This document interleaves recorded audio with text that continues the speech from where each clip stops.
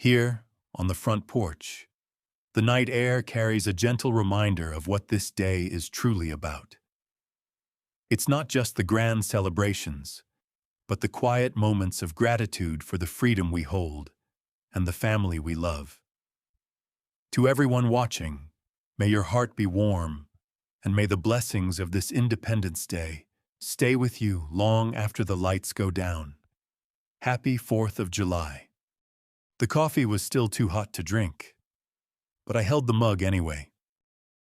I had been sitting on this porch for going on 20 minutes, watching the neighborhood breathe itself awake, and the only thought running through my mind was how strange it felt to not feel the weight. That weight I had carried every single morning for 7 years. The one that sat behind my sternum the moment my eyes opened. The one that reminded me before I even found my glasses or put my feet on the floor that my name had been dragged through the mud of this town and left there to dry. That weight was gone this morning, and the absence of it was so foreign, so unfamiliar, that I almost did not trust it. I set the mug down on the arm of the old porch chair and looked out at the yard. Mill Haven. Kentucky does not put on much of a show on the morning of the 5th of July. The flags are still up. The bunting on the Henderson's fence across the street is still red, white, and blue. But the energy of the 4th is gone, replaced by something quieter and more honest. What's left is the evidence. The spent casings of bottle rockets scattered across my front lawn, a blackened cardboard tube sitting in the gutter at the end of the driveway, ash and paper confetti from somebody's aerial shells, settled into the grass like gray snow that hadn't quite made up its mind to melt. The sky above Millhaven was still doing its slow, unhurried work of changing from dark gray to the pale color of old pewter, with just the faintest suggestion of rose bleeding in from the east over the tree line. It was 5:47 in the morning. I knew because I had looked at my watch twice already.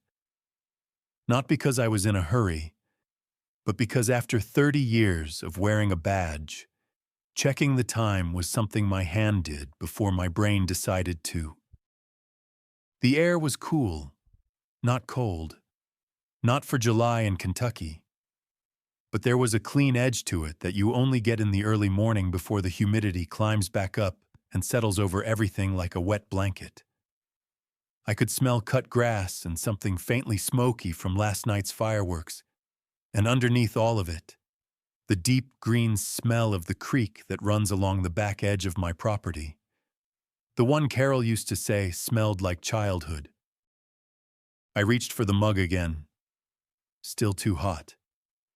I held it anyway. There is something about a front porch in the American South that does not exist anywhere else in the world.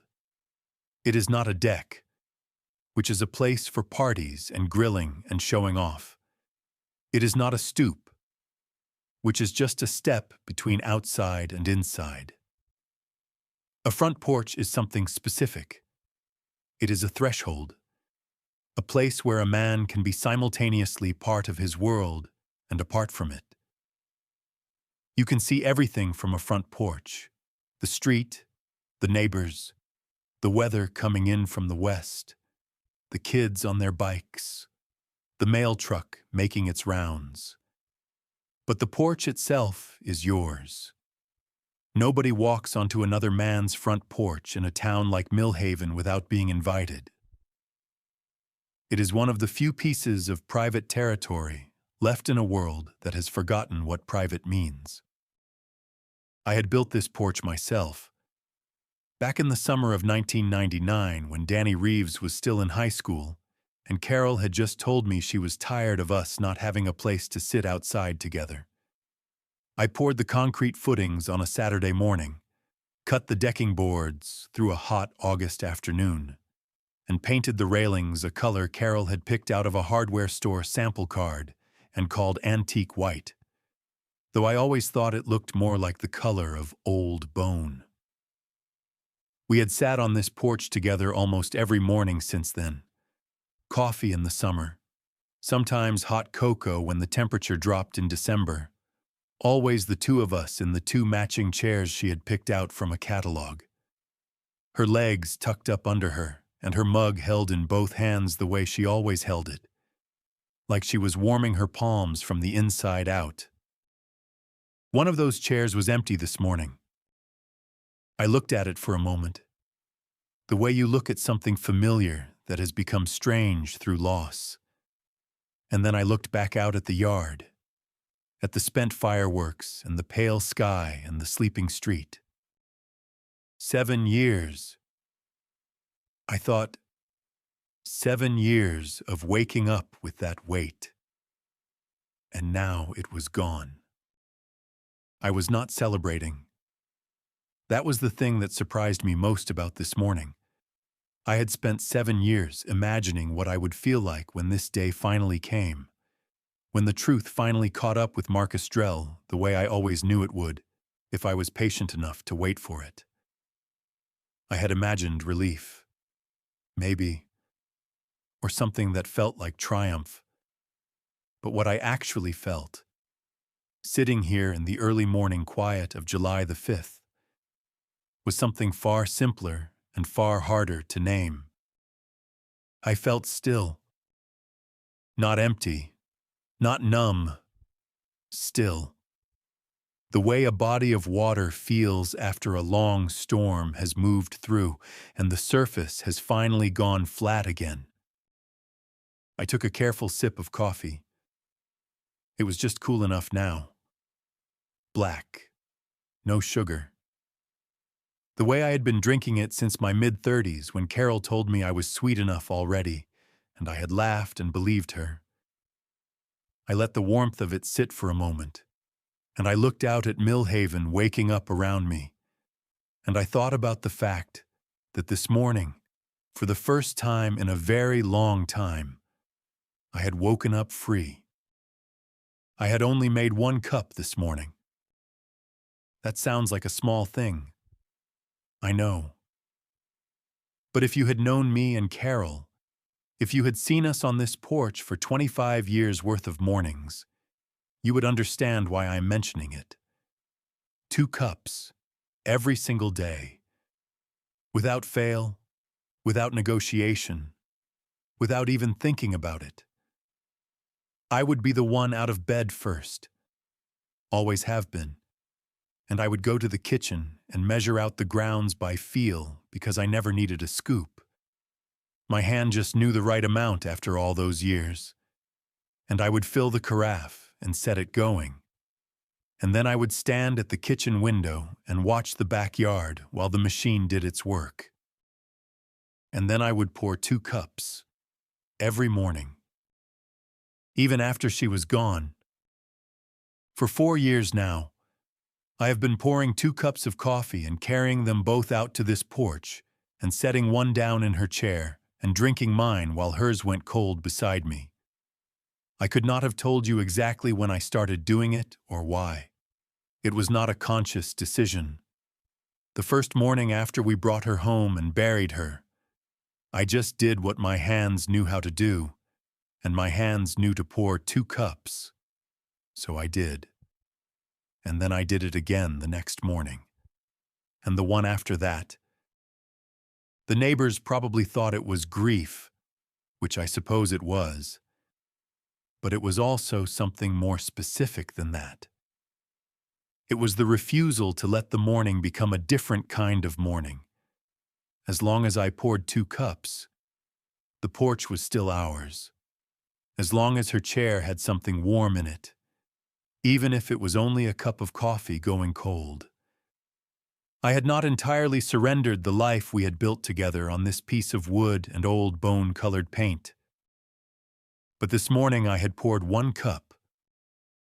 I did not plan it. I did not make a decision the night before.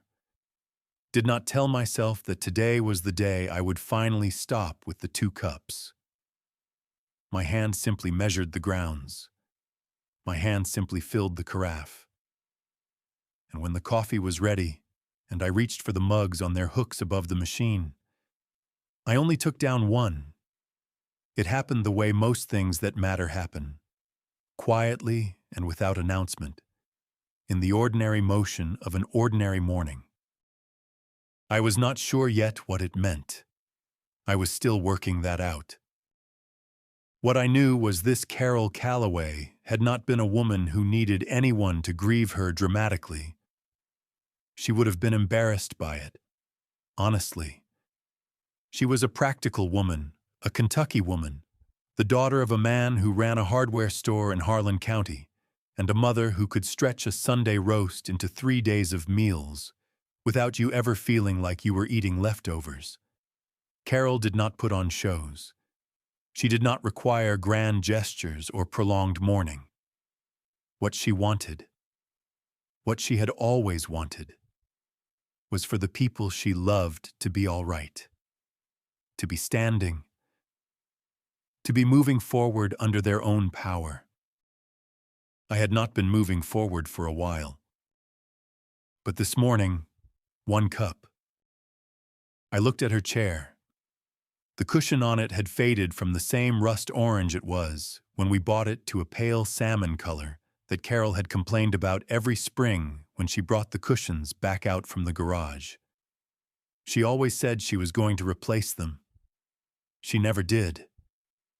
I thought about replacing them myself after she died. Thought about it seriously for a week or two, and then decided I would rather have the faded ones than any new ones. Because the faded ones had her complaints attached to them, and her complaints were part of her voice, and her voice was something I was not in any hurry to replace with silence. 31 years of marriage, 3 houses, 2 miscarriages before our son, Thomas, finally came along in the spring of 1989. 1 serious car accident in 2003 that Carol walked away from with 4 stitches above her eyebrow, and a story she told at every dinner party for the rest of her life.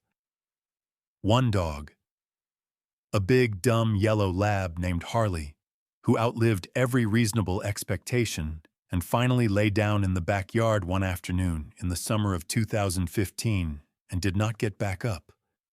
1 career, mine, that had ended not the way either of us expected.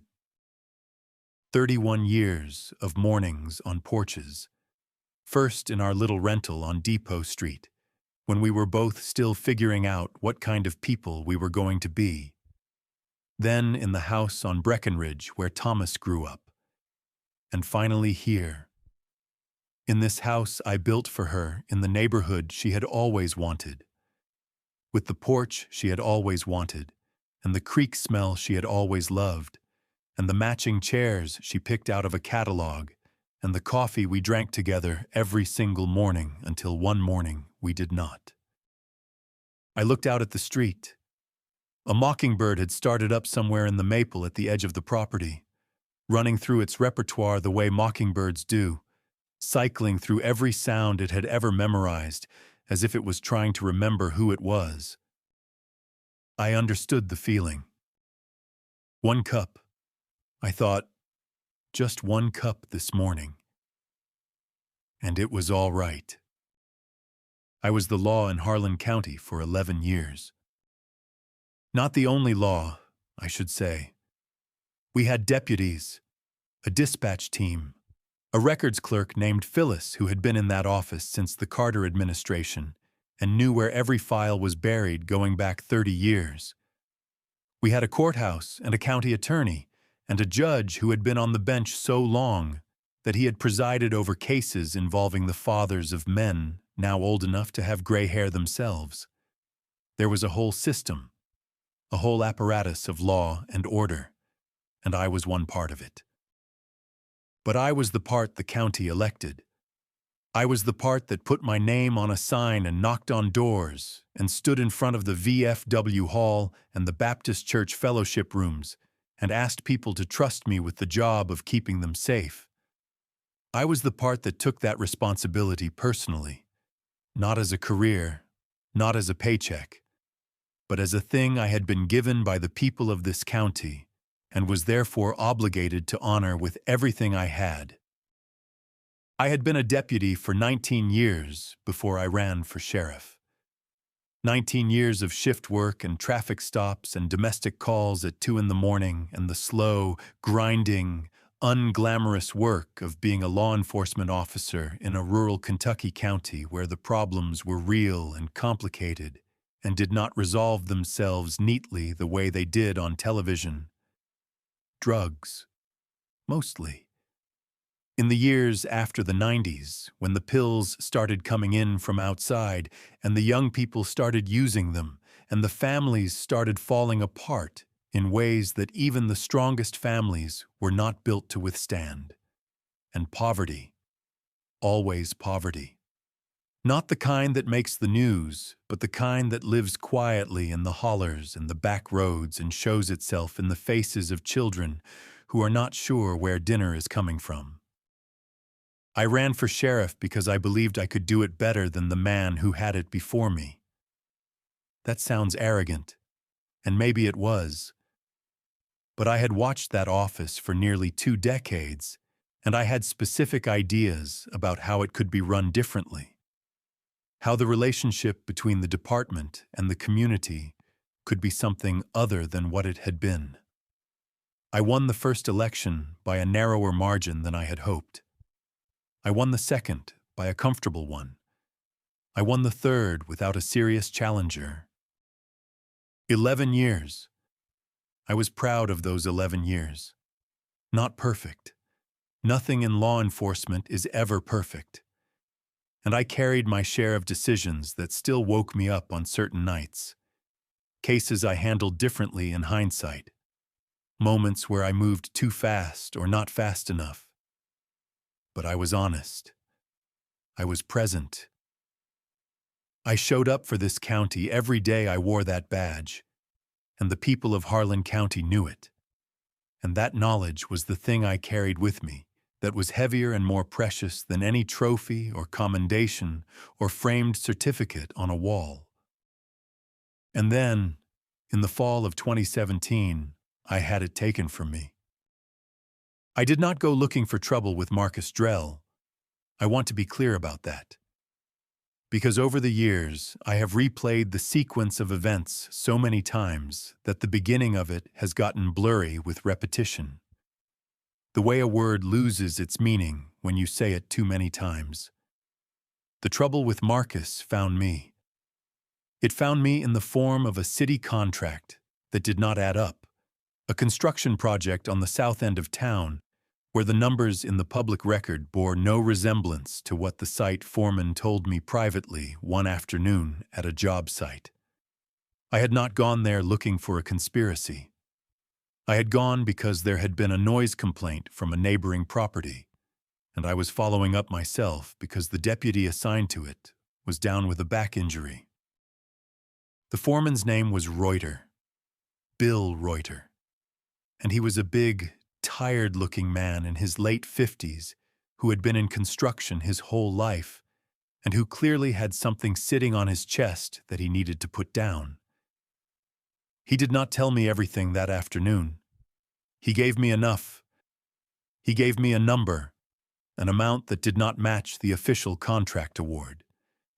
And when I looked at him and asked him what he thought I should do with that information, he looked back at me with eyes that had already done all the math and said, quietly, that he supposed that was up to me.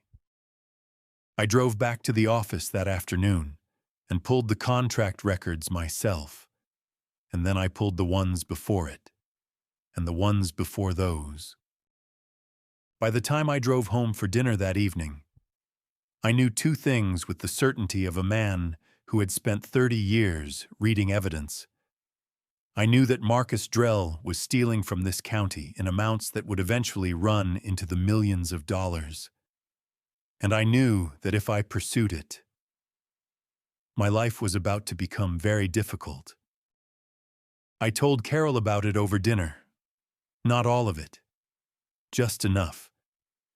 She listened the way she always listened, without interrupting, with her fork set down on the edge of her plate. When I finished, she looked at me for a moment and said, "Then I guess you need to be careful." I told her I would be. I was not careful enough. The phone buzzed on the arm of my chair at 6:02 in the morning. I knew who it was before I looked. There were not many people who would call me at that hour.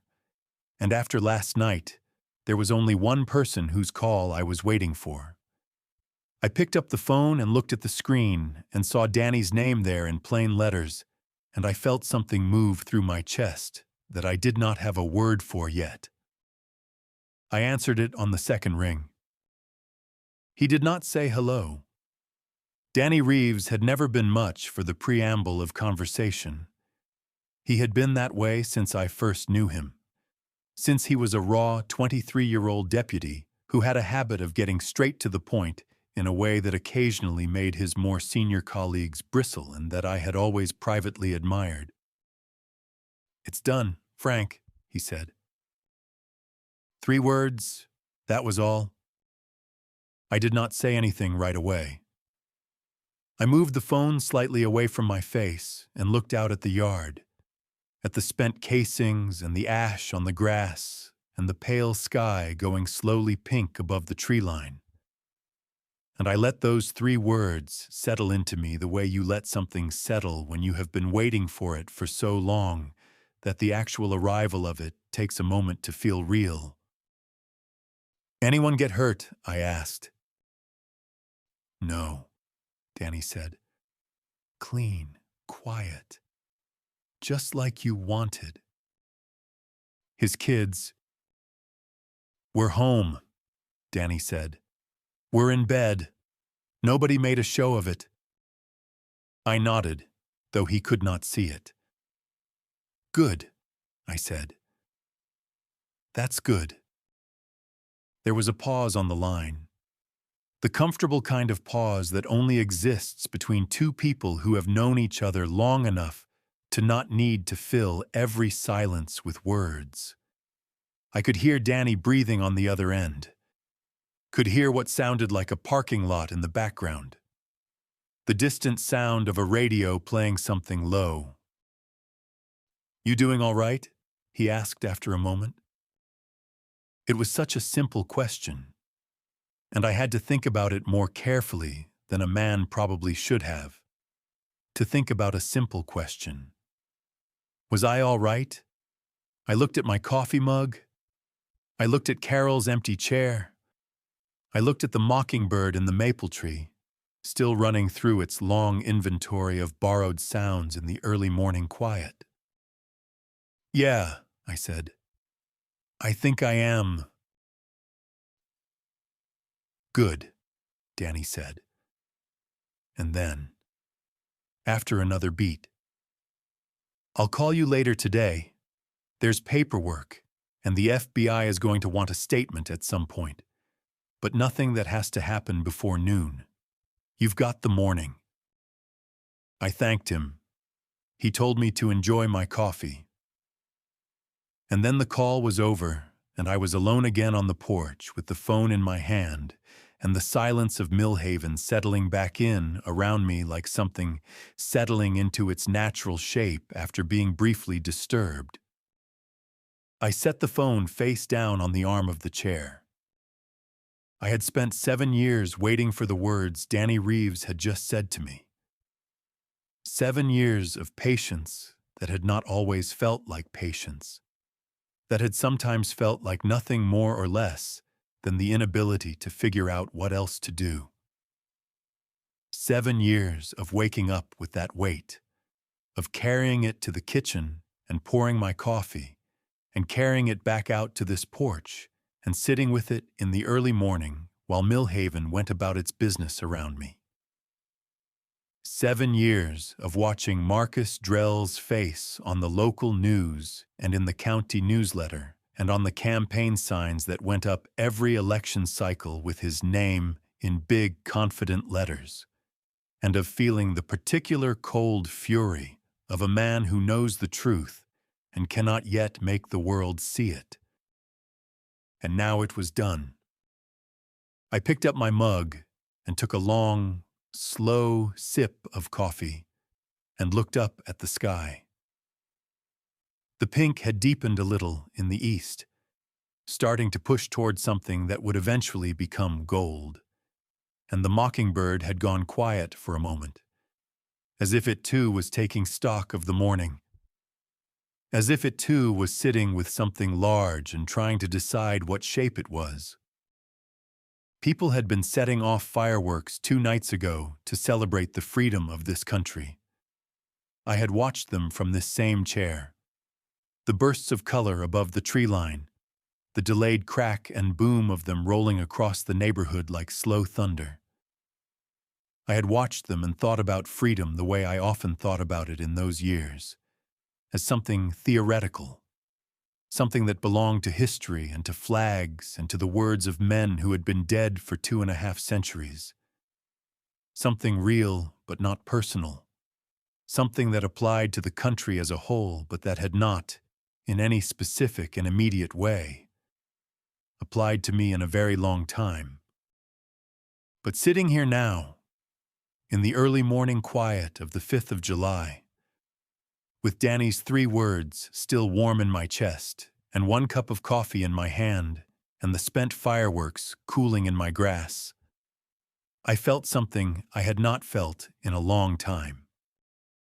I felt like the freedom being celebrated 2 nights ago had finally, quietly, and without any fanfare at all, found its way to this porch, to this chair, to this one specific man in this one specific morning. I looked out at the yard, and I thought, so this is what it feels like. This is what it feels like to finally be free. The fall of 2017 came in the way falls do in eastern Kentucky. Quietly at first. Just a yellowing at the edges of the maples and a coolness in the evening air that was easy to miss if you were not paying attention. And then all at once, a full burning of color across the hillsides that lasted about 2 weeks before the wind stripped it all away and left the trees standing bare against a gray sky. I remember the specific quality of the light that afternoon in October when I was called into the conference room at the county building. The kind of flat, pale light that comes through institutional windows and makes everyone in the room look a little older than they are, a little more tired, a little more like they have already made up their minds about something and are only going through the motions of a conversation. There were 4 people in that room when I walked in. The county attorney, a man named Garfield Pruitt, who I had worked alongside for 6 of my 11 years, and who could not look me in the eye when I sat down.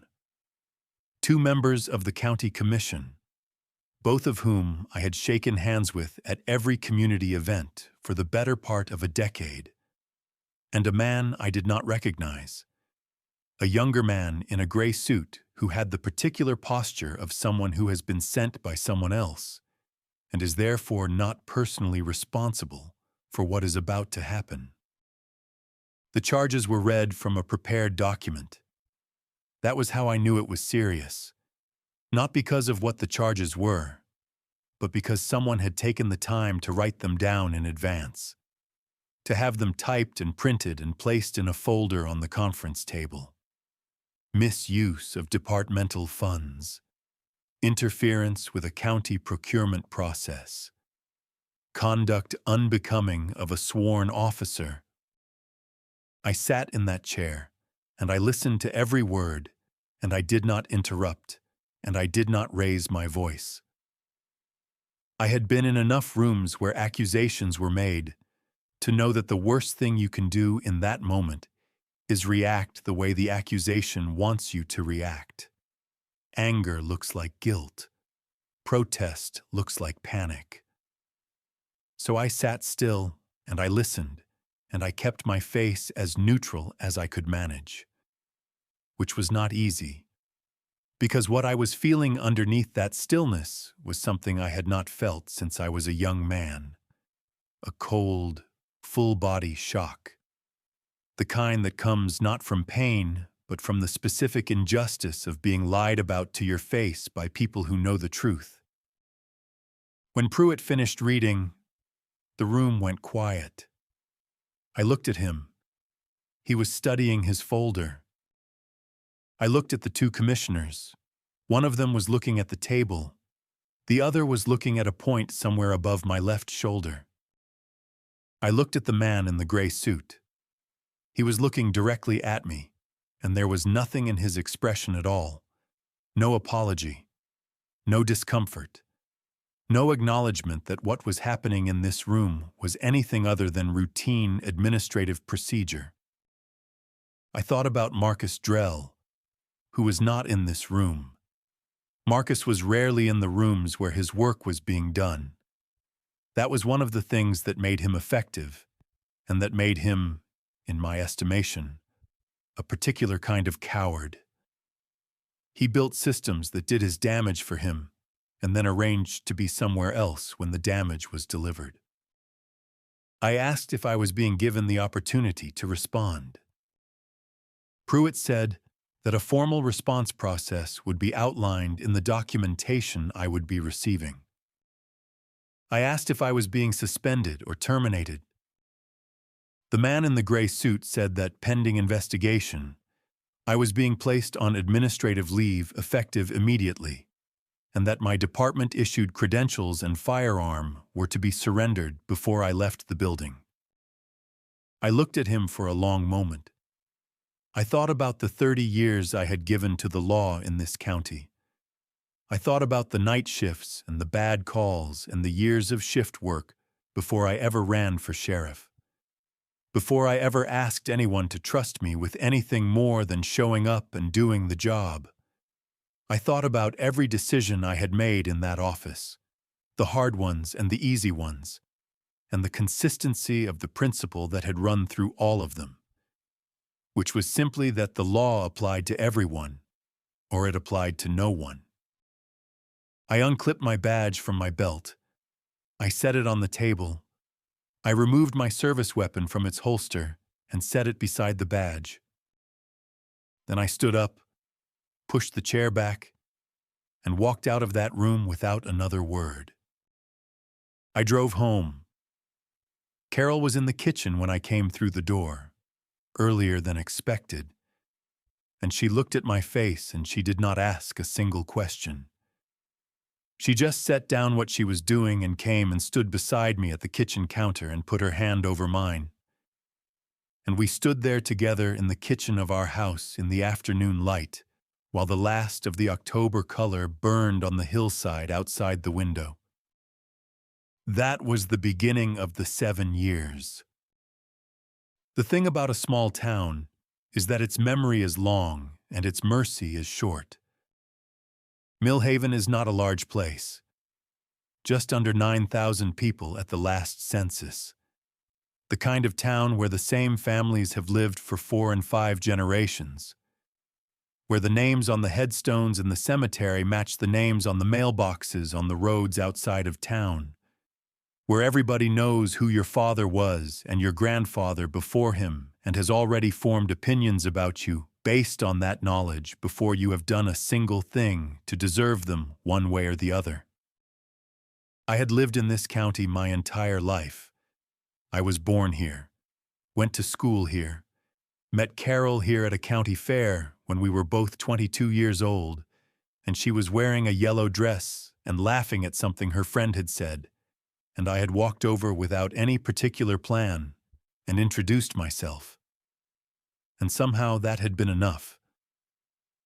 I had raised my son here, buried my parents here, built a career here and a reputation here that I had believed, up until that October afternoon, was solid enough to withstand almost anything. I learned that winter how wrong I had been. It did not happen all at once. That was the thing I was not prepared for. I had expected, naively perhaps, that people who knew me, people who had voted for me 3 times and shaken my hand at the hardware store and waved from their cars when they saw my truck on the road, would reserve judgment, would wait to see how things developed, would extend to me the same basic courtesy they would want extended to themselves if their name had been attached to accusations they had not been given a fair chance to answer. Some of them did. I want to be fair about that. There were people in this town who looked me in the eye and told me plainly that they did not believe a word of it, and those people were a grace I did not take for granted. But they were fewer than I had hoped, and quieter than the others. And in a small town, the quiet voices tend to get absorbed by the loud ones. What I experienced that winter and into the following year was a kind of social erosion. Not dramatic, not sudden, but steady and cumulative.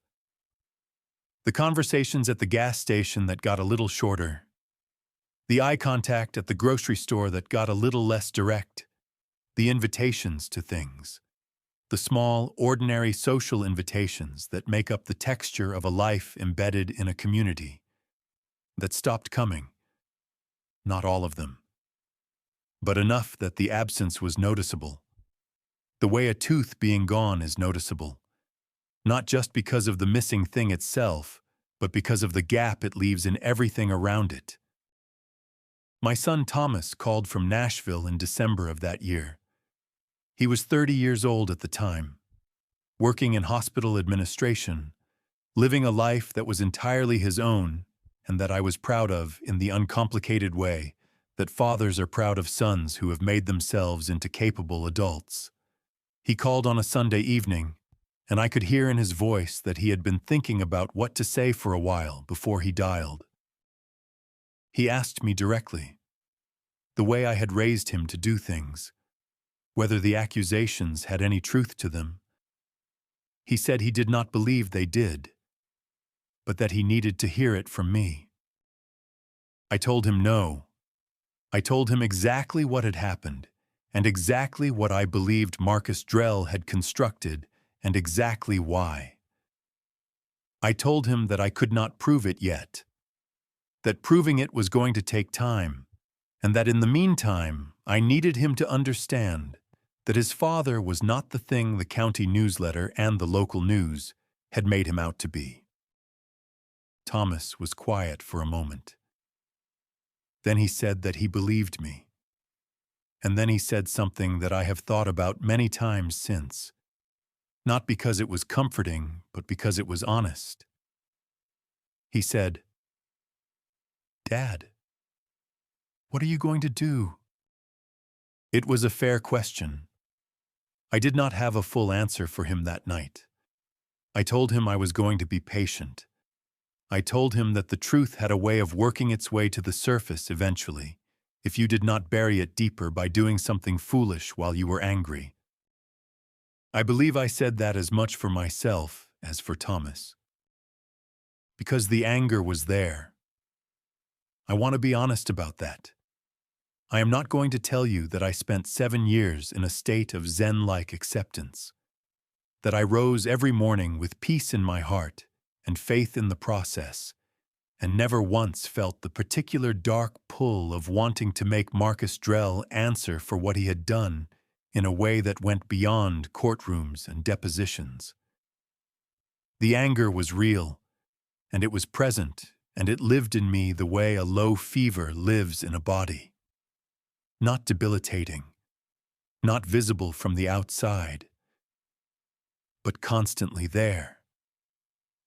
Constantly drawing on resources that I needed for other things. What I did with that anger, mostly, was work. I mowed the lawn. I split firewood. I repaired things around the house that had needed repairing for years and that I had never had time for when I was working. I cooked dinner every evening, and I sat on the porch every morning, and I waited. And I tried very hard not to let the town see me sweat. Danny Reeves showed up at my door on a Thursday afternoon in March of 2019. It had been about 1.5 years since I had turned in my badge. In that time, Danny and I had stayed in contact the way two people stay in contact, when the circumstances of their connection have changed, but the connection itself has not. Occasional phone calls, a cup of coffee at the diner on Route 9 a few times. The kind of maintenance contact that says I have not forgotten you without requiring either party to address directly how much everything has changed. He was the deputy sheriff now, working under the man who had been appointed to fill my position temporarily and who had since been elected to fill it permanently. A competent enough officer named Briggs, who I had no particular grievance with, and who I suspected was not entirely comfortable with the situation he had inherited. Danny looked tired when I opened the door. He was 48 at the time, 15 years younger than me, with the kind of lean, worn face that comes from years of shift work and the specific kind of stress that law enforcement generates in people who take the job seriously.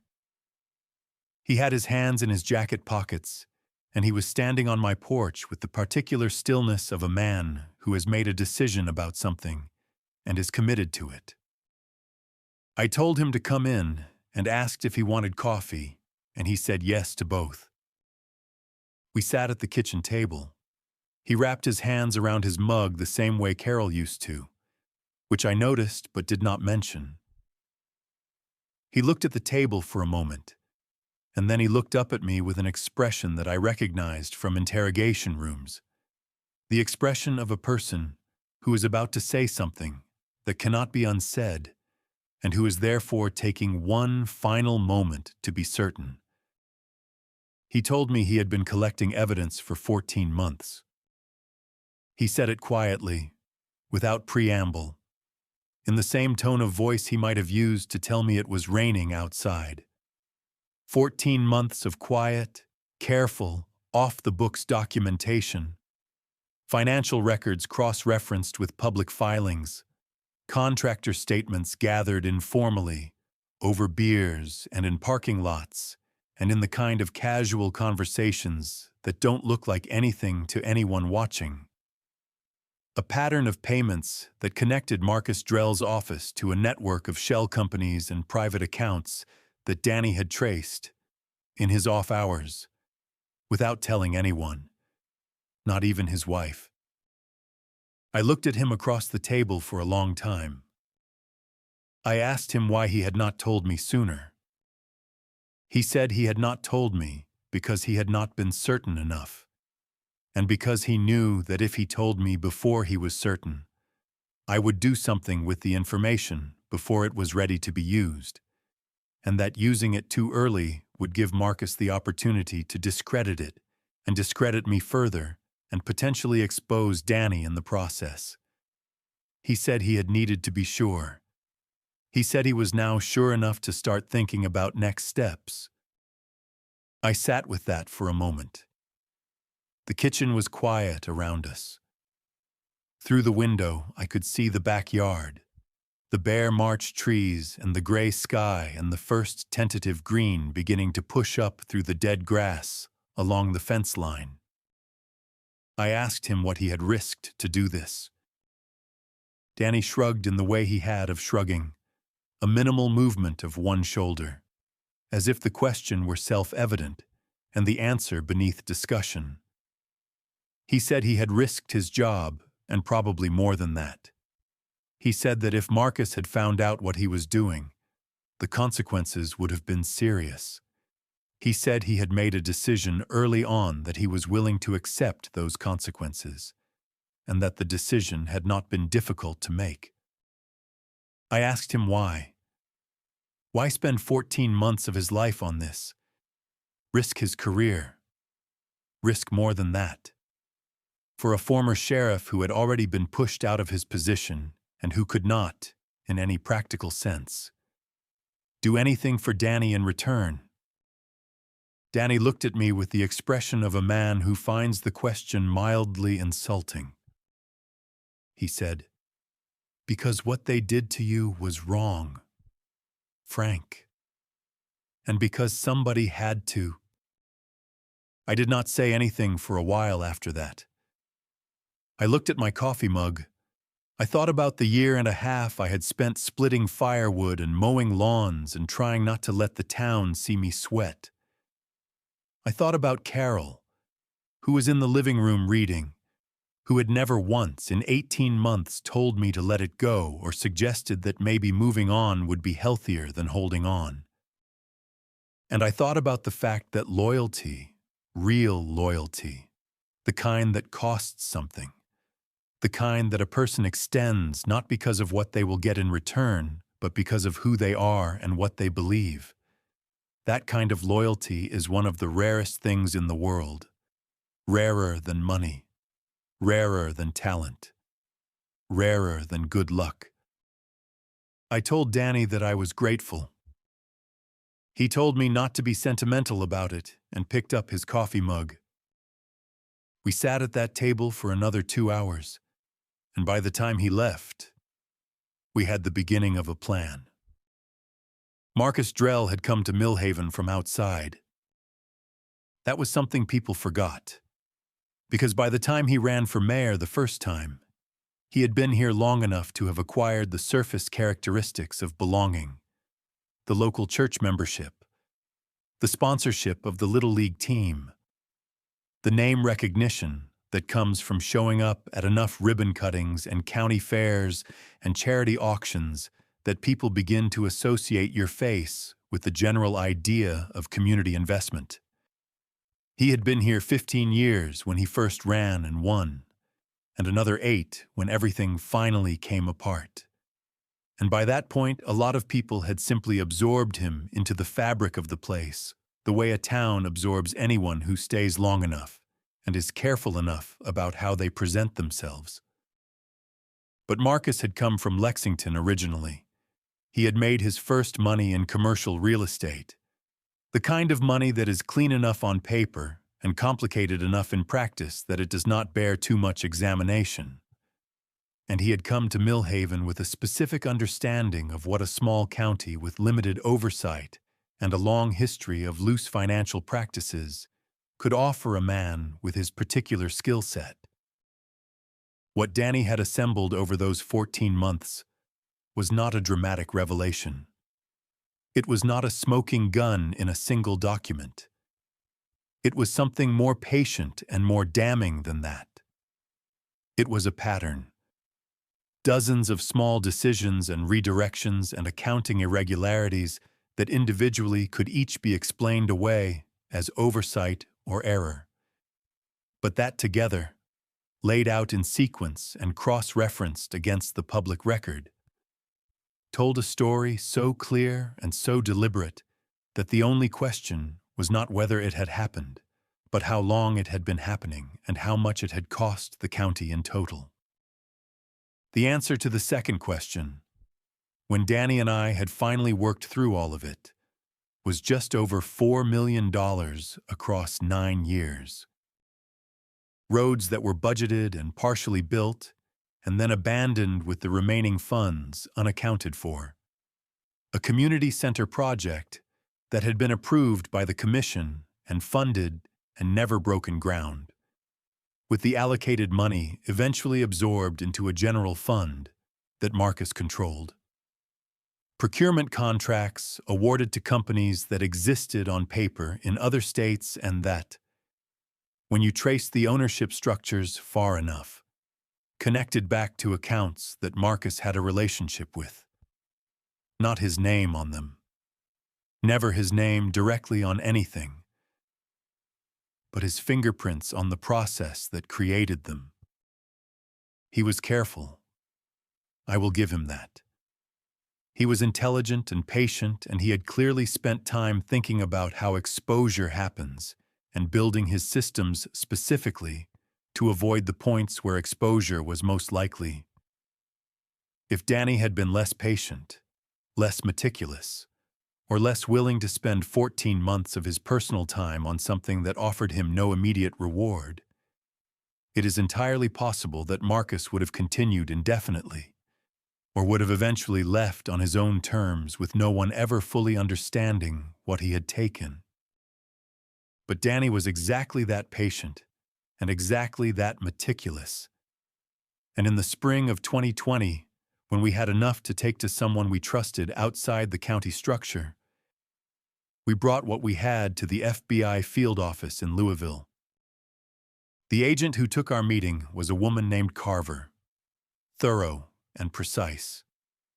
And she listened to us for 3 hours and asked questions that told me she understood exactly what she was looking at.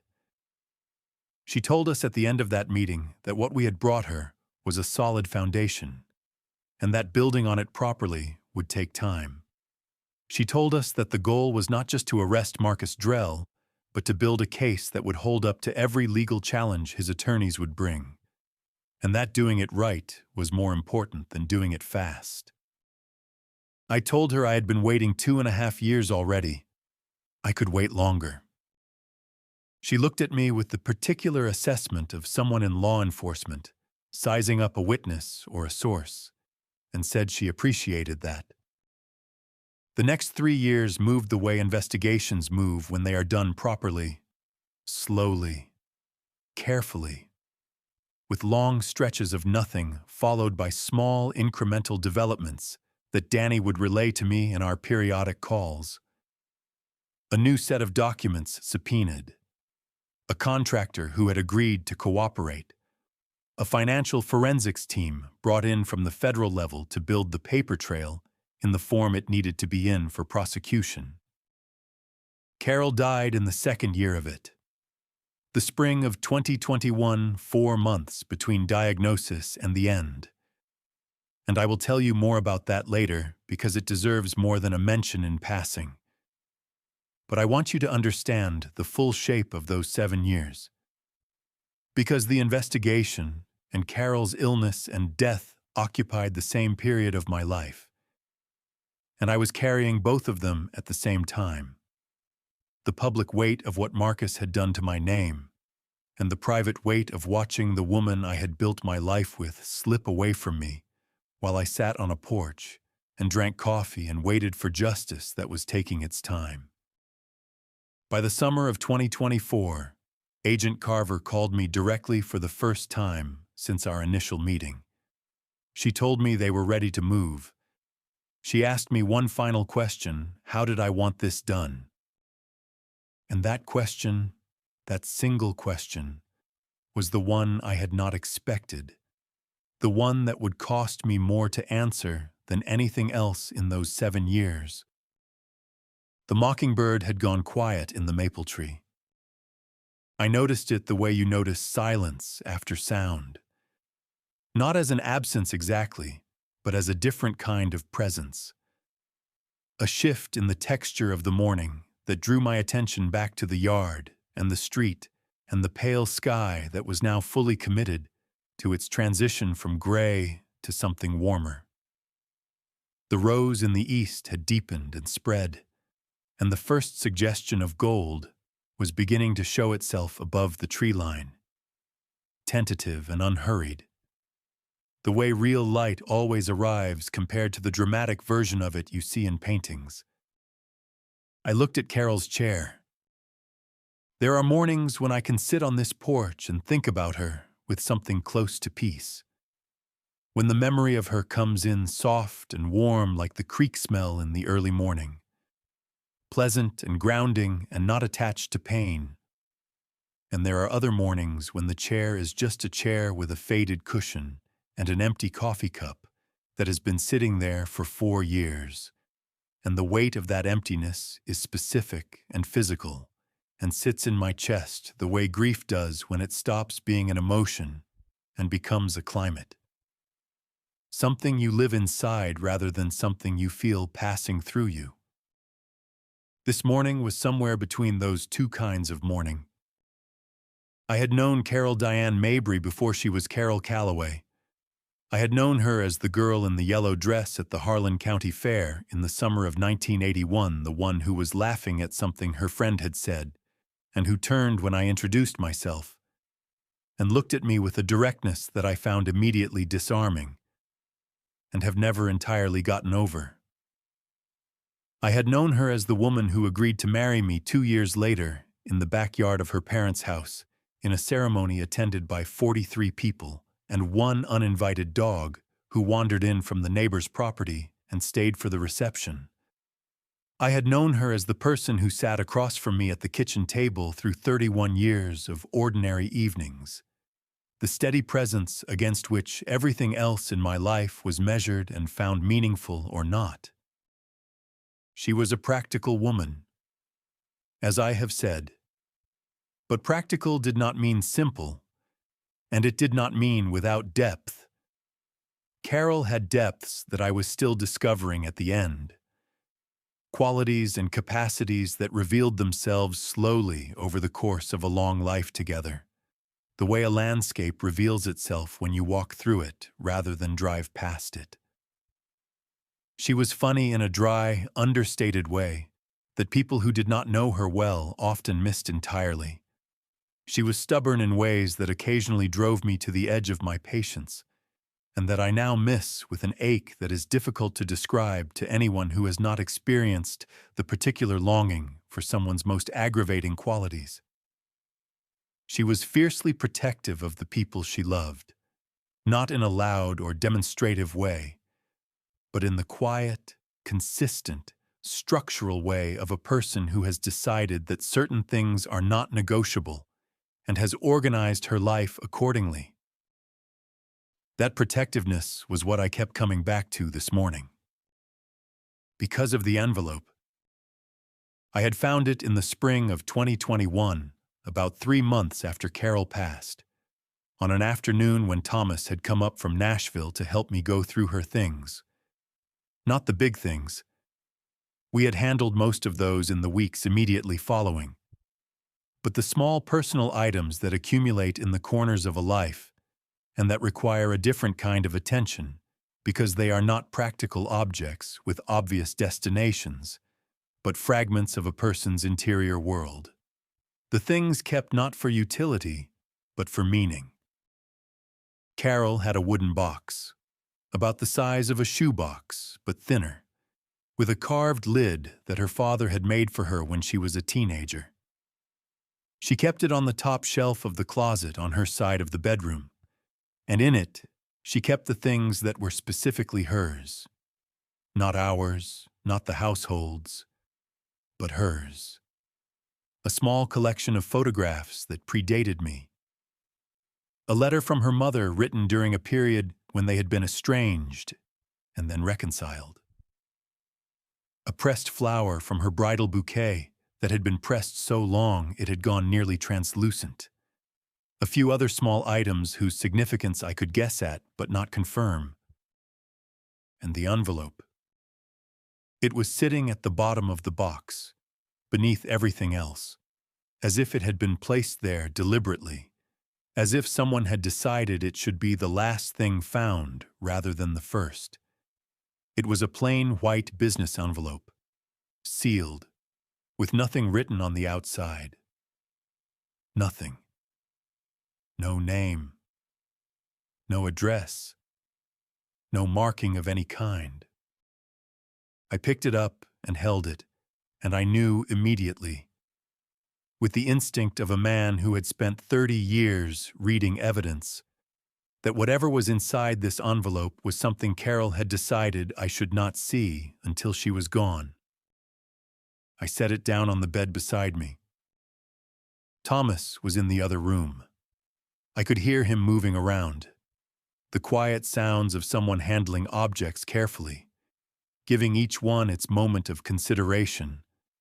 I looked at the envelope on the bed for a long time before I picked it up again. I opened the envelope carefully, the way I had always opened things that mattered. Inside, there were 2 items.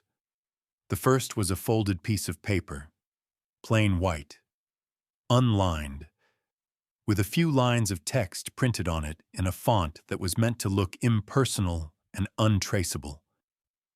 The second was a stack of bills, held together with a rubber band, each one $100. I did not count them that afternoon. I counted them later. After Thomas had gone back to Nashville, and I was alone in the house with the wooden box and its contents, and the particular quality of silence that a house develops after the person who gave it its character has left it for good. There were 50 of them, $5,000. I read the note first. It said, "Tell him to let it go. This is a courtesy. There won't be another one." That was all. 11 words.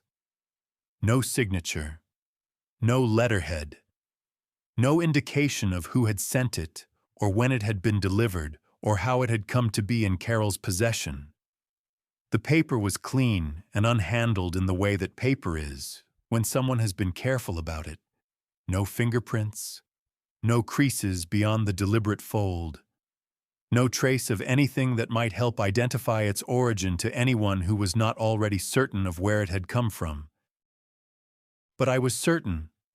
I had been certain from the moment I read those 11 words, because the voice of them was unmistakable to me. Not Marcus Drell's personal voice. He would never have written something like this himself. But the voice of the approach he used. The calibrated threat delivered with just enough civility to maintain deniability. The offer that was also a warning. The courtesy that was also a demonstration of power. This was the language of a man who had spent years operating in the space between persuasion and coercion, and who had become fluent in both. I sat on the edge of the bed with the note in one hand and the stack of bills in the other, and I tried to reconstruct the moment this envelope had arrived in our lives. It would have been sometime between late 2017 and early 2020, most likely in 2018 or early 2019, when my anger was most visible and my intentions most unpredictable from Marcus's perspective. It would have been delivered not through the mail, nothing traceable, but through an intermediary. Someone who handed it to Carol directly, perhaps at the grocery store or the post office or somewhere equally ordinary and public. Somewhere the exchange would look like nothing to anyone observing it. Someone would have approached Carol and told her that a mutual friend wanted her to have something, and then placed the envelope in her hands and walked away before she had the chance to ask questions. Carol would have gone home. She would have sat somewhere private, the kitchen table perhaps, or the bedroom, and she would have opened the envelope and read those 11 words and looked at the money and understood immediately what she was holding and what it meant and what decision she was being asked to make. And she had made her decision. She had not told me. She had not taken the money. She had not, as far as I could determine, responded in any way to the offer or the threat attached to it. She had simply placed the envelope in the bottom of her wooden box, beneath the photographs and the letter from her mother and the translucent pressed flower from her wedding bouquet. And she had carried it there in silence for however many years remained to her, never once allowing it to surface in conversation, never once giving me any indication that she was holding something this significant in the private compartment of her life that was specifically hers and no one else's. I thought about why. I thought about it for a long time that afternoon, and I have thought about it many times since, and I believe I understand it now, though understanding it does not make it simple or painless or easy to sit with. Carol had not told me because telling me would have changed what I did next. If I had known in 2018 or 2019 that Marcus Drell had sent someone to approach my wife with an envelope of money and an 11-word threat, I would not have been patient. I would not have continued the slow, careful work of building a case that would hold up in federal court. I would have done something that was almost certainly less wise and more immediate, driven by the particular fury of a man whose family has been touched by the thing he is fighting, and that something would likely have destroyed everything Danny was quietly building and given Marcus exactly the justification he needed to discredit me completely and permanently. Carol had known this about me. She had known it the way a woman knows a man after 30 years of living alongside him. Not as a criticism, but as a fact. The way you know the load-bearing walls of a house you have lived in long enough. She knew where I was strong, and she knew where I was not. And she had made the decision, quietly and alone, and without anyone to consult, to bear the weight of that envelope herself so that I could continue to be the man she believed I was capable of being. She had protected me. With her silence, she had protected me. And she had done it without ever asking for credit, without ever letting me know she had done it, without ever collecting the gratitude she had earned. She had done it the way she did most things that mattered, practically and without drama. And then she had gone on with her mornings and her coffee and her faded porch cushions and her dry humor and her stubborn love, right up until she couldn't anymore. I sat on the edge of the bed for a long time with the note and the money and the wooden box. And then I put everything back the way I had found it, and I closed the lid, and I sat with it quietly in the afternoon light of a house that was very, very still. I never spent the $5,000. I never threw it away either, which I have thought about over the years, and which tells me something about myself that I am still not entirely sure how to interpret. The wooden box went back to the top shelf of the closet on Carol's side of the bedroom, and it has been there ever since. And occasionally, not often, but occasionally, I take it down and open it and look at the envelope at the bottom of it and think about the woman who put it there and what she understood about me and what it cost her to carry that understanding alone. I reported the attempted bribe to Agent Carver in the fall of 2021, about 6 months after I found it. By then, the investigation was already well underway, and the envelope was one more thread in a fabric that was becoming very dense and very solid. Carver told me it was useful. She told me that the way it had been delivered, the untraceable nature of it, was itself consistent with other documented behaviors of Marcus's operation, and that while it could not be directly attributed to him without more, it fit the pattern in ways that were prosecutorially valuable. I told her that was good to hear. What I did not tell her, what I have never told anyone, is what it felt like to hand over that envelope. Because handing it over meant releasing the last physical object that Carol had kept for me. The last thing she had held in her hands with me specifically in mind. And there was something about that transfer that felt like a small additional loss in a period that had already taken more from me than I had the language to account for. But it was the right thing to do. Carol had kept it so that it would eventually be useful. I believed that. She had not kept it as a secret for its own sake, but as a piece of evidence she understood might matter someday, and letting it matter, letting it do the work it was kept to do, was the best way I knew to honor what she had done. I thought about all of this sitting on the porch this morning, watching the gold work its way up from the tree line into a sky that was beginning to look like an actual summer morning, rather than the dark hours before 1. The air was still cool, but the coolness was beginning to have warmth underneath it, the way July mornings in Kentucky do, the temperature rising from the ground up rather than falling from the sky down. Grief, I have learned over 4 years of living with it, does not behave the way people tell you it will. They tell you it comes in stages, which it does. But the stages are not sequential, and they do not resolve neatly into one another, and you do not graduate from one to the next in any orderly fashion. What actually happens, at least in my experience, is that grief becomes a companion, not a welcome one, not one you would have chosen, but a permanent resident of the same interior space where everything else you carry lives. And over time, you learn to move around it the way you learn to move around furniture in a dark room. Not because the furniture has moved, but because you have memorized its position and adjusted your navigation accordingly. 4 years of navigating around Carol's absence. 4 years of the 2 cups and the faded cushion and the wooden box on the shelf.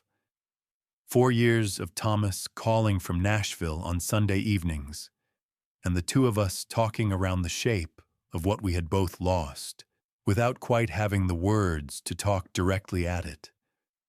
4 years of this porch and this yard and this town, which had begun, slowly, to readjust its posture toward me as the investigation became known and the charges against Marcus became public knowledge, and the narrative that had been constructed about Frank Calloway in the fall of 2017 began to collapse under the weight of the truth that had always been there waiting to replace it.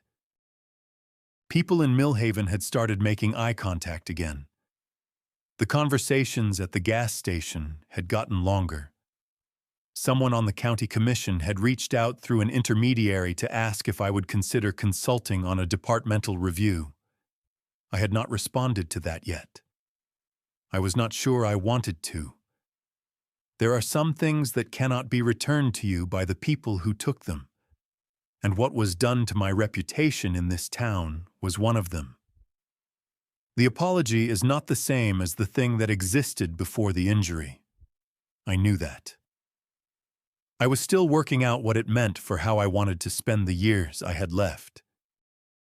But this morning, for the first time in all of those 4 years, something had shifted.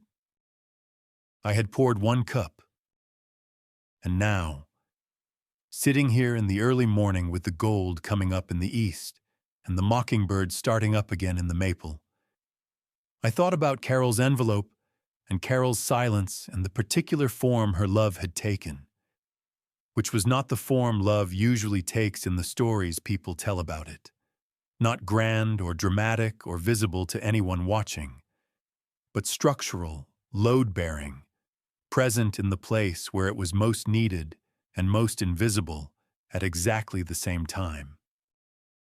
I thought she knew me better than I knew myself, and she loved me anyway.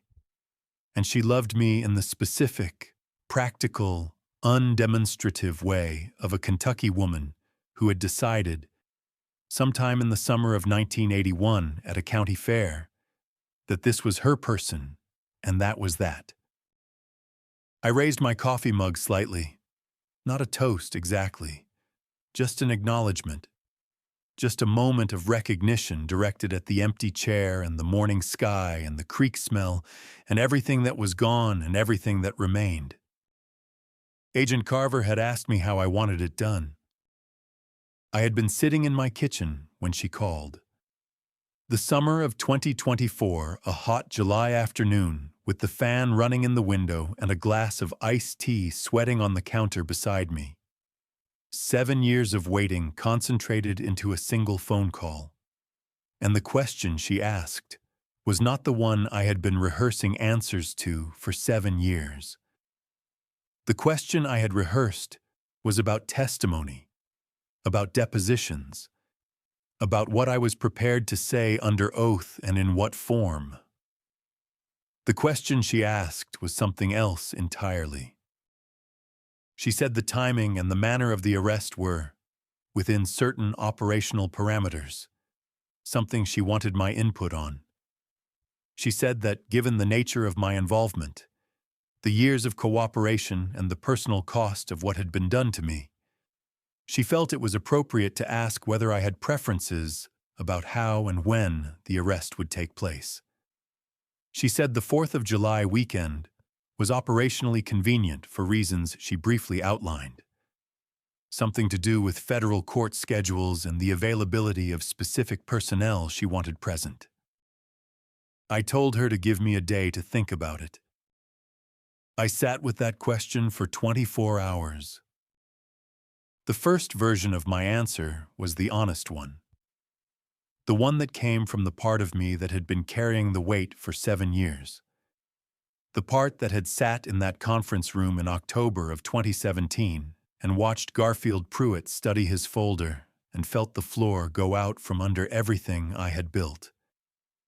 That part of me wanted the arrest to happen in public, in daylight, in front of the people of Millhaven who had turned their eyes away from me in the grocery store and shortened their conversations at the gas station and quietly revised their opinions of a man they had trusted with their safety for 11 years.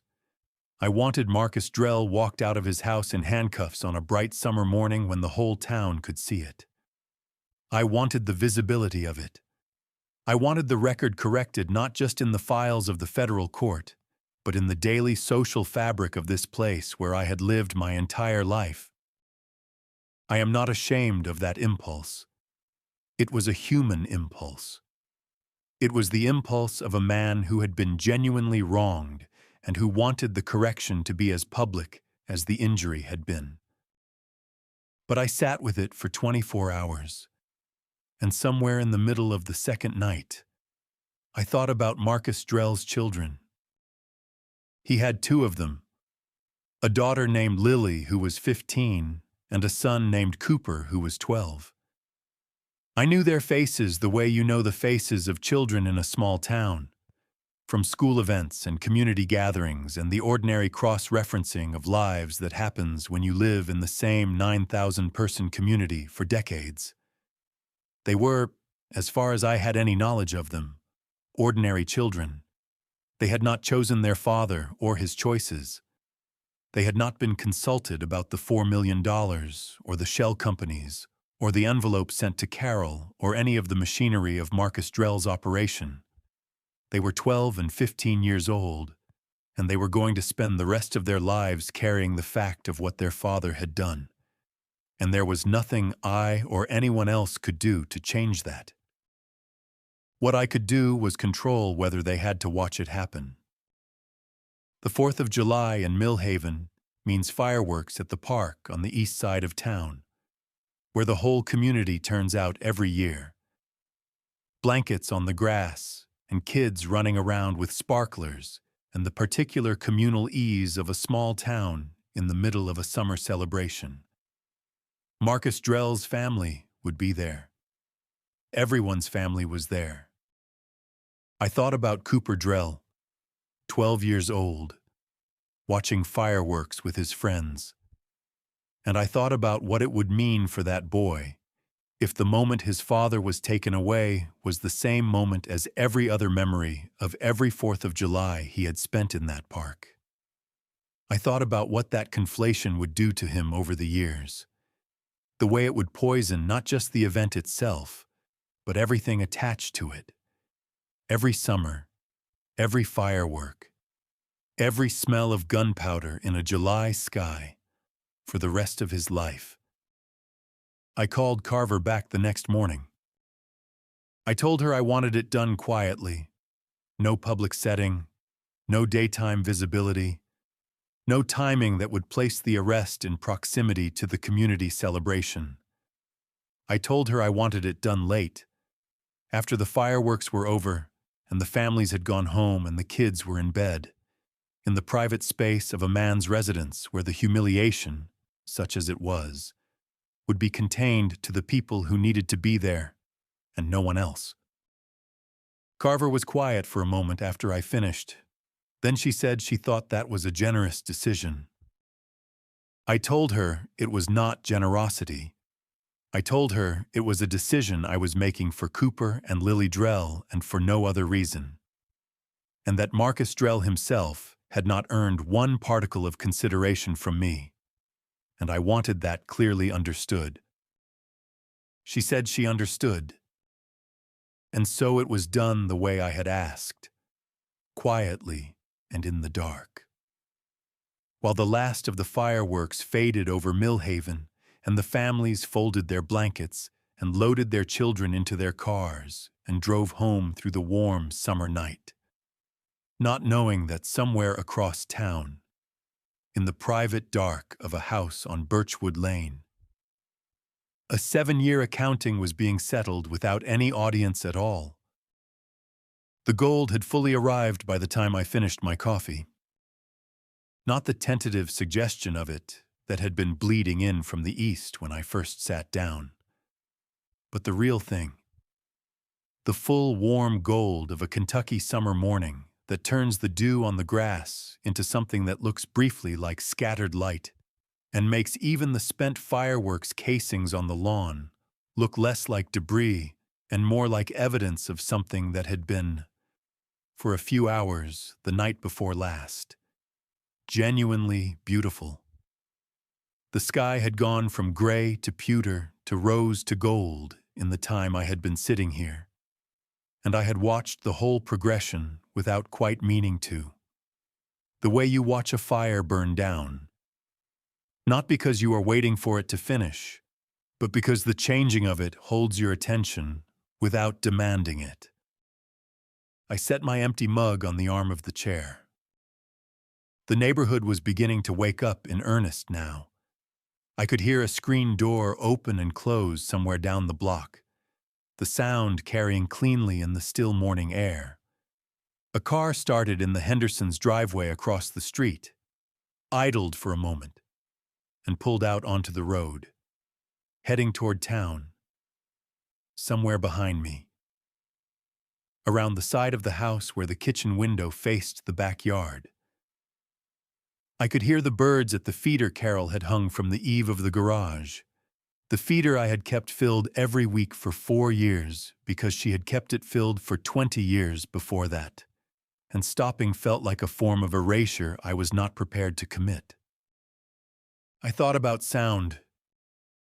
I had been a man who lived surrounded by sound for most of my adult life.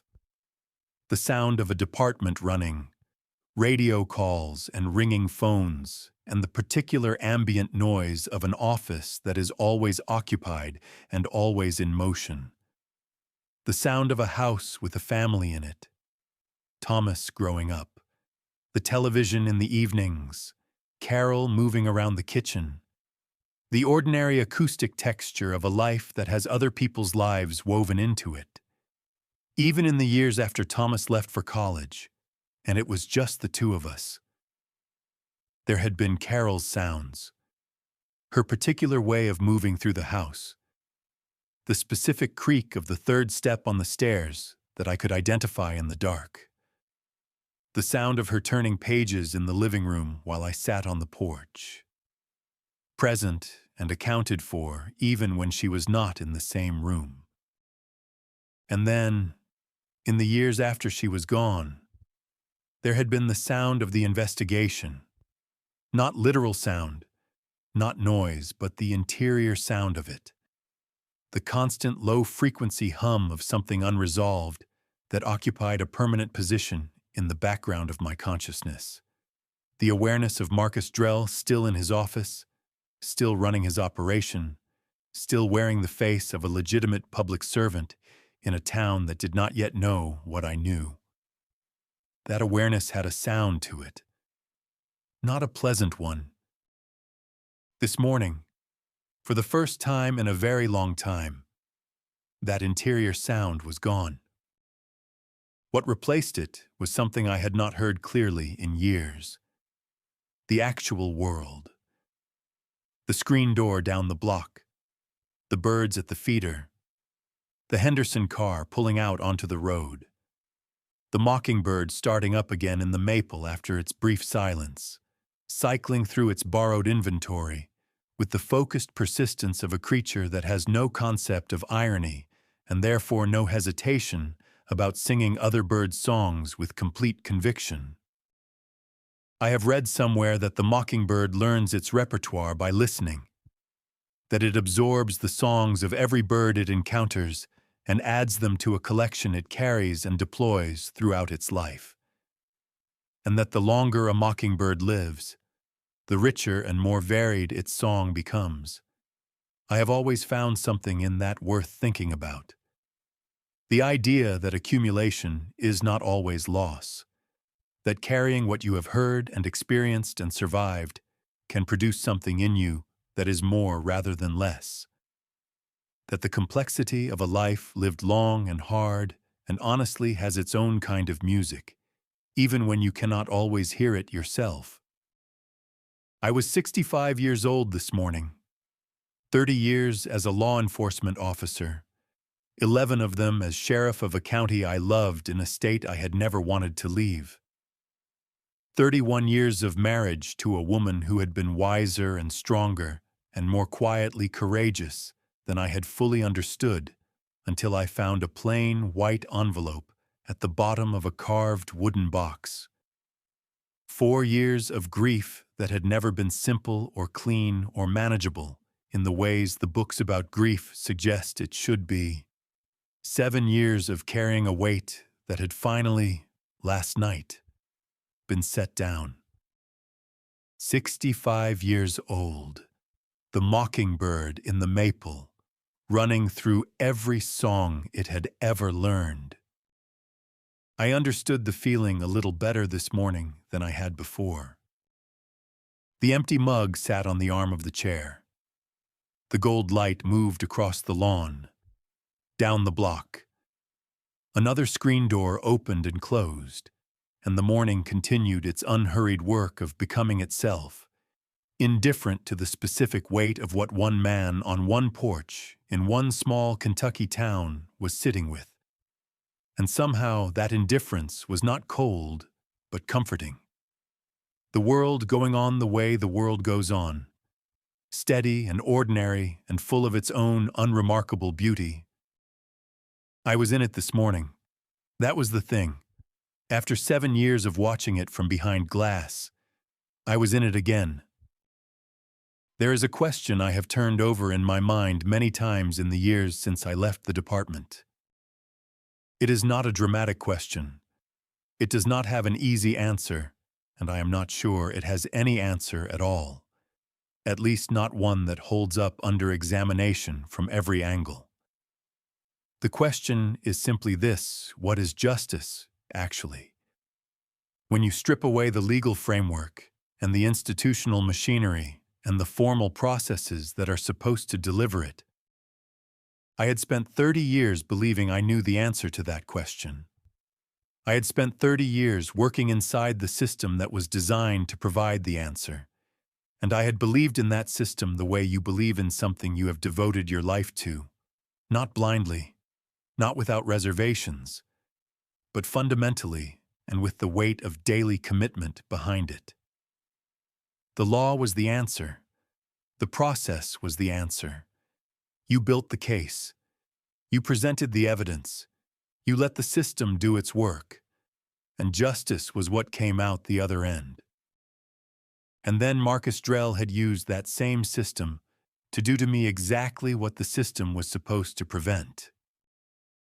That experience had done something to my understanding of justice that I was still sorting out 7 years later.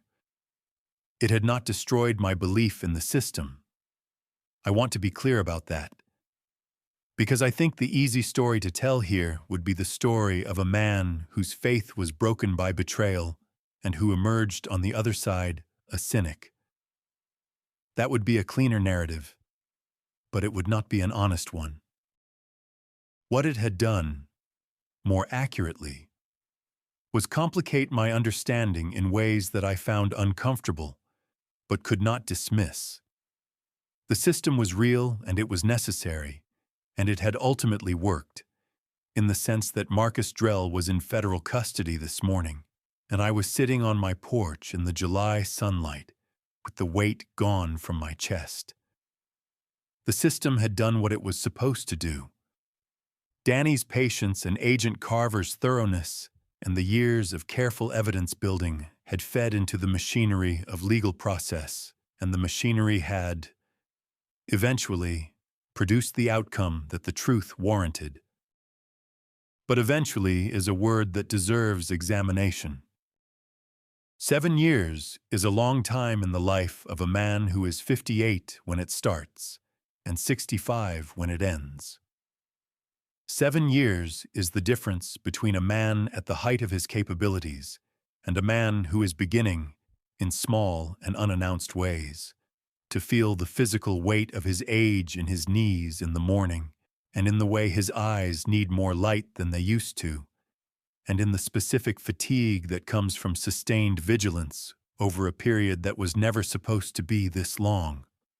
7 years is Carol's illness and Carol's death, and 4 years of sitting on a porch with 2 cups of coffee, one of which went cold every morning in an empty chair. The system had worked, but the system had taken 7 years to work. And those years were not an abstraction. They were lived time, irreplaceable. And some of what was lost in them could not be recovered by any verdict or any arrest or any formal acknowledgement that the charges against Frank Calloway had been without foundation. I had thought about this a great deal in the last year, as the investigation moved toward its conclusion, and I began to feel, for the first time, the approach of an ending. I had thought about what I wanted from the resolution, what I actually needed from it, as distinct from what the part of me that had been wronged felt entitled to demand. What I had landed on, after a great deal of sitting with the question, was this: I did not need Marcus Drell to suffer. I had thought I did, for a long time. I had thought the weight of what he had done to my life required a counterbalancing weight of consequence delivered to him with maximum force and visibility. But somewhere in the process of those 7 years, something had shifted in me, quietly and without announcement. The way most real changes happen in a person who is paying attention to his own interior life. What I needed was not his suffering. What I needed was the truth to be on the record. Officially, permanently, in a form that could not be revised or reinterpreted by anyone who found it convenient to do so. I needed the county of Harlan, Kentucky, and the town of Millhaven, and the people who had turned their eyes away from me in the grocery store to have access to the truth in a form that was unambiguous and legally established. Not because I needed their apologies, though some had been offered, and I had accepted them with as much grace as I could manage, but because the truth mattered independently of what anyone did with it, and because the truth, being on the record, was the closest thing to justice that the world, as I understood it, was capable of providing. That, and the fact that Marcus Drell would not be taking any more from this county, from its roads and its community centers and the tax payments of its 9,000 residents. That counted for something. That counted for quite a lot, actually. The mockingbird launched into a new sequence in the maple, something that sounded like a cardinal mixed with what might have been a blue jay. The two songs woven together into something that was neither one but contained both. I listened to it for a moment. This small, ordinary miracle of improvisation happening in the branches of a tree at the edge of my property. And I thought that there was something instructive in it about the nature of experience and what it eventually produces in a person who survives it. I had not yet called Thomas. That thought arrived with the morning the way certain thoughts do. Not urgently, not as an accusation, but as a quiet reminder from some organized part of my mind that there was something still undone. My son was in Nashville, 35 years old now, living his life with a competence and a steadiness that I took more pride in than I usually remembered to tell him. He knew the investigation had been moving toward a conclusion. I had told him enough over the past year that he understood the broad shape of what was happening, though not all the details, not the envelope or Carol's specific role in it. Those were things I was still deciding whether and how to share. He did not know yet that last night had been the night. I thought about calling him now, While I was still sitting on the porch in the morning quiet with the gold light on the lawn and the mockingbird in the maple and the particular clarity that comes in the hours immediately after something long awaited has finally occurred. I thought about hearing his voice and telling him simply, without drama, that it was done, that his father's name was clean, that the 7 years were over. But I did not reach for the phone yet. I sat with the intention of it for a moment, turning it over the way you turn over something you want to be sure you are ready for before you begin it. Because calling Thomas was not just a practical matter of conveying information. It was something with more weight than that, and I wanted to be in the right place inside myself before I made that call. Thomas had been 8 years old the first time he came to the department with me on a Saturday morning, sitting in my office chair and spinning slowly while I caught up on paperwork, asking questions about everything he saw with the focused curiosity of a child who had not yet learned to filter his interest in the world through the expectations of what he was supposed to find interesting. He had been 12 when he decided he wanted to be a deputy when he grew up, a phase that lasted about 2 years before it was replaced by other ambitions, but that I had quietly treasured through its duration. He had been 30 when he called me on a Sunday evening in December of 2017 and asked me directly whether the accusations were true. And the steadiness of his voice during that conversation, the careful, respectful directness of a young man doing a hard thing properly, had told me more about the kind of person he had become than anything else I could have observed. He had believed me, without hesitation. After he heard what I had to say, he had believed me. And he had continued to believe me through 7 years of waiting that was harder on him in some ways than it was on me, because I at least had the daily work of the investigation to occupy me, the sense of agency that comes from being inside a process, however slow. Thomas had only had his father's word and his own judgment, and he had stood on both of those things for 7 years without wavering. I owed him this call. I also thought about what Carol would have said this morning if she had been sitting in the chair beside me. Not what she would have said about Marcus Drell or the arrest or the 7 years or any of the large things. I knew well enough what she would have said about all of that. And most of it would have been expressed in the quiet, economical way she had of communicating approval without excess. A hand on my arm, a particular look. The kind of wordless acknowledgement that 30 years of marriage makes possible between two people who have learned each other thoroughly enough to communicate in something denser and more efficient than language. What I thought about was what she would have said about the 1 cup. I believed she would have smiled, not a big smile. The occasion did not call for a performance, but the small private smile she had when something happened that confirmed something she had known or believed or hoped for, quietly and without telling anyone. She had a few of those smiles over the years, smiles that arrived when life caught up to her private expectations of it, and I had learned to recognize them and to understand that they were among the most honest expressions she had. More honest in some ways than her words, which she chose carefully and deliberately in the way of a woman who had learned early that words carried weight and should be spent accordingly. 1 cup, she would have smiled that smile. I looked at the empty chair for a long moment.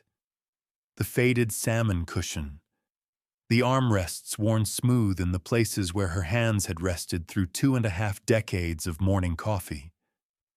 The particular angle of it that she had always maintained, turned slightly toward the yard rather than facing straight out the way mine was, because she had preferred to look at the garden along the side of the house rather than directly at the street.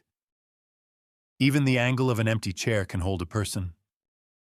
I had learned that over 4 years, The way the specific physical characteristics of the spaces a person occupied continue to carry their presence after they are gone. Not as a haunting, nothing as dramatic as that, but as a kind of imprint. The way a long-inhabited house holds the particular quality of the life that was lived in it, in ways that are difficult to articulate but immediately recognizable to anyone who enters it, with any sensitivity at all. This house held Carol. This porch held Carol. This morning held Carol. And this morning, for the first time, that felt less like loss and more like company. I want to tell you something about the man I was in the fall of 2017. Not because I am proud of everything about him. I am not. But because I think understanding him is necessary to understanding what this morning means to me. And because I have been sitting on this porch for nearly 2 hours now, doing the work of that understanding, and I think it deserves to be said plainly. The man I was in the fall of 2017 was a man who had built his entire sense of himself around a specific set of things: his integrity, his service record, his standing in the community where he had lived his whole life, and his capacity to be the kind of man his father had raised him to be, which was, in the plain language of rural Kentucky in the 1970s and 80s, a man who did what was right even when it was inconvenient, who told the truth even when a lie would have been easier, and who did not run from a fight that needed to be fought.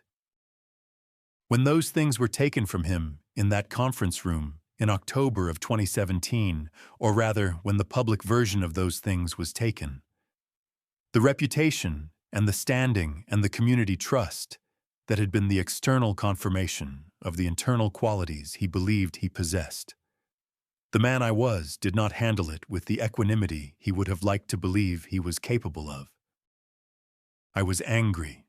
I have said that. But the anger was not the worst of it. The worst of it was the doubt. The private, middle-of-the-night doubt that arrived in those first months after I left the department, and that asked me, in the particular cruel voice of a man's own worst assessment of himself, whether the people who had believed the accusations had believed them because they were entirely without foundation, or because they had seen something in me over the years, some flaw or some inconsistency that made the accusations seem plausible. That doubt is the thing I am most reluctant to talk about, because it is the least flattering part of the story, and because it does not fit the cleaner narrative of wronged man maintains dignity through adversity. But it was real, and it was present, and it sat with me through those first 2 years in a way that the anger did not. Because the anger was at least directed outward and gave me something to push against, while the doubt turned inward and ate at the very foundation it had chosen to question. Carol was the one who addressed it. Not directly. Not in so many words, because that was not her way. But one evening in the winter of that first year, when I had been quieter than usual through dinner and was sitting on the couch in the kind of stillness that she had learned to read accurately over 30 years, she sat down beside me and said, without preamble, that she had been married to me for a very long time and that she knew exactly who I was and that she needed me to know that she knew, and that what other people thought they saw in me was their limitation and not my truth. She said it once. She did not repeat it. She did not ask if I had heard her or if it had helped. She just said it and then picked up her book and went back to reading, leaving the words sitting in the room like something solid that I could come back to whenever I needed to. I came back to them many times. I want to say something else, and I want to say it carefully because I do not want it to come out as the kind of thing people say when they are performing wisdom, rather than expressing it. But I believe it is true. and I believe it is the most important thing I learned in 7 years of waiting. The freedom I felt this morning, sitting on this porch with 1 cup of coffee and Danny's 3 words still warm in my memory, was not primarily about Marcus Drell being in custody. It was not about my name being cleared, or my reputation being restored, or the county of Harlan finally having access to the truth about what had happened in its municipal government for 9 years. All of those things mattered. All of those things were real and significant, and I am grateful for every one of them. But the freedom I felt this morning was something that had been growing in me for a long time, slowly and mostly without my awareness. Through 7 years of choosing patience over impulsiveness and process over vengeance, and finally, through the decision to protect 2 children from the worst moment of their father's life, even though their father had shown no corresponding consideration for anyone in my family. That last decision was the one that cost me the most and gave me the most, because making it required me to be something other than what the injury had tried to make me. It required me to be the man Carol had described on that winter evening, the one she said she had known for a very long time. And in being that man, in choosing it deliberately in the moment when choosing otherwise would have been entirely understandable, I had done something that no verdict or arrest or formal exoneration could have done for me. I had confirmed to myself who I was. Not who I had been before the fall of 2017, not the restoration of a prior self, but something that had been built in the years since. Something that was the product of surviving what I had survived, without allowing it to change the essential thing about me that was worth keeping. That was the freedom, not the absence of Marcus Drell from power, the presence of myself, still intact, on the other side of 7 years that had tried very hard to make me into someone else. I picked up the phone. It was almost 7 in the morning now. The gold light had settled into something more ordinary and more permanent. The full brightness of a July morning in Kentucky that would eventually climb into something genuinely hot, but that right now was still in the pleasant early stage of itself, warm without weight, bright without harshness. A neighbor 2 houses down had come out onto her porch with a cup of something and was standing at her railing looking at the street. And she saw me and raised her cup in a small gesture of morning acknowledgement. And I raised my mug back. And that was all. But it was something. A simple human exchange in the ordinary morning air of a town where I had lived my whole life. And it felt different this morning than it had felt for a long time. I found Thomas's name and pressed call. He answered on the 3rd ring, his voice carrying the particular quality of a man who was already awake, but had not been for long, alert but not yet fully assembled into the day. I could hear Nashville in the background, faintly, the ambient sound of a city morning that was entirely different from the ambient sound of Millhaven. I told him it was done. There was a silence on the other end that lasted about 4 seconds. The kind of silence that is not empty but full. The silence of a person absorbing something they have been waiting to hear for long enough that the actual hearing of it requires a moment of adjustment. Then he said quietly, "Dad." Just that, my name in his mouth the way it had been since he was old enough to use it. The one syllable that contains more than one syllable should reasonably be able to contain. And I sat with it for a moment and let it be exactly what it was. We talked for about 20 minutes. I told him the broad shape of what had happened the night before, the timing, the quietness of it, the way it had been done without spectacle or audience. I told him about Agent Carver and the years of work that had made last night possible, and about Danny, whose role in all of it Thomas had known about in outline but not in full detail. I told him about the decision to protect Marcus Drell's children, and I heard him go quiet when I said it. The particular quiet of a person recalibrating something. He said, after a moment, that he thought Mom would have agreed with that decision. I told him I thought so too. There was another silence. This one softer. The silence of two people who are thinking about the same person at the same time and do not need to say so because the thinking itself is the communication. He asked if I was all right. I looked out at the yard, the spent fireworks in the grass, the mockingbird in the maple. Carol's empty chair with its faded salmon cushion turned slightly toward the garden the way she had always kept it. The creek smell coming up from the back of the property, green and deep and permanent. The smell that Carol had said smelled like childhood and that I had come to think of as smelling like her, which perhaps was the same thing. I told Thomas that I was more than all right. I told him that I was sitting on the porch with an empty coffee mug and the best morning I could remember having in a very long time, and that the only thing missing from it was him, and that I wanted him to come up from Nashville sometime soon, not because anything was wrong, but because it had been too long, and because there were things I wanted to tell him that were easier to say in person than on the phone. He said he would come up the following weekend if that worked. I told him it worked. After we hung up, I sat for a while longer with the empty phone in my hand and the empty mug on the arm of the chair and the full morning all around me. The neighbor 2 doors down had gone back inside.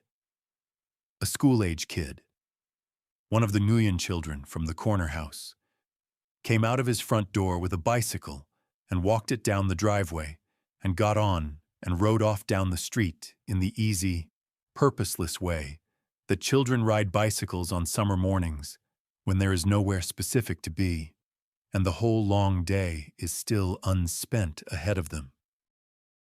I watched him go. People light fireworks on the 4th of July to celebrate the freedom of this country. I had watched them do it from this same porch 2 nights ago. The bursts of color above the tree line, the boom and crack rolling across the neighborhood like slow summer thunder.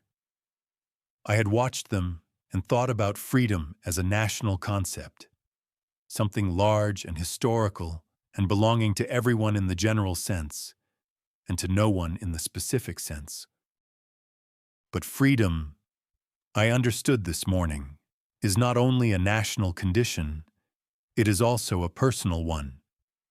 It is the morning after the long fight when you sit on the porch, your own hands built, and drink coffee from 1 mug instead of 2, and hear the mockingbird in the maple and feel, for the first time in 7 years, that the world you are sitting inside of is actually yours again. Not because everything in it is good, or because the losses have been recovered, or because the years that were taken from you have been returned. They have not been and they will not be. But because you are still here, still the man you chose to be when choosing was hardest, still capable of hearing the birds and smelling the creek and watching a kid on a bicycle ride off into a summer morning and feeling, in the uncomplicated center of your 65-year-old chest, something that is not triumph or relief or vindication, but is simply and completely and sufficiently peace. I stood up from the chair. I picked up my empty mug. I looked out at the yard one more time, at the gold light and the spent fireworks and the faded cushion in the chair beside mine, and I said, quietly, to no one and to Carol and to the morning all at once, that it was done and that it was all right and that I was going to be fine. And then I walked inside. Thank you for spending this morning with me and with Frank. If this story found you in the right place, if it said something you needed to hear today, I am grateful for that. Please take a moment to like this video and subscribe to the channel so that more stories like this one can find their way to you. Share it with someone who might need it. And if you are a man of faith, as Frank quietly is, know that the patience you are being asked to practice right now is not wasted. The morning after always comes. God bless you, and I will see you in the next story.